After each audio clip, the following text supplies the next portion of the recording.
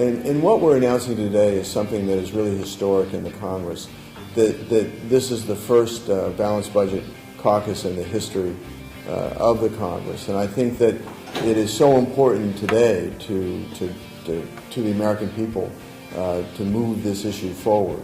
And so I'm proud to announce myself and Congressman Marshall, Congressman Jim Marshall from the state of Georgia, will be co-chairs for this caucus. The American people are now concerned about debt. They're giving it a lot more attention than they've given it in the past. You've heard statements from various politicians that debt doesn't matter, when in fact it does, just irresponsible statements like that. Well, you don't hear those kind of statements now. I think the American people are aware of our circumstances more so than they were 10 years ago, more so than they were 20 years ago.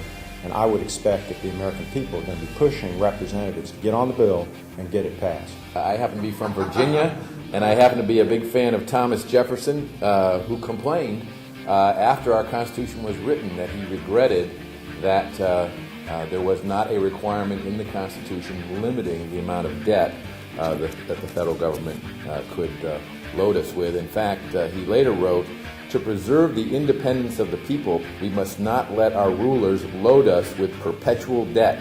We must make our election between economy and liberty, or profusion and servitude." Unfortunately, it increasingly appears that Congress has chosen the latter path. But in the last 50 years, we've only balanced the budget 4 times. And those years were when we had a Republican Congress and a Democratic president. So obviously, to get this constitutional amendment, it's got to be bipartisan, and to balance the budget, that's going to take a lot of bipartisan cooperation as well. But we've shown that it can be done. What we now need to do is reverse that and have the budget out of balance 4 times in 50 years, not in balance 4 times in 50 years. If you think about moral obligation, generational moral obligation, it's been widely conceded in this country for a very long time, and almost always conceded within families, that you attempt to pass to your children, you attempt to pass to the next generation, a country that is at least as good as the country you found.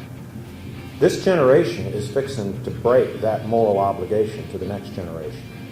And it's largely because we can't make the tough decisions. But I think what this does is it forces us to make the hard decisions where it's not an option to run a deficit. And it certainly requires from day one for the president to submit a balanced budget to the Congress. So when I was in the state legislature, I mean, we had to have a debate as to what the priorities are. We don't seem to have that debate here in the Congress. It would force us to have that debate.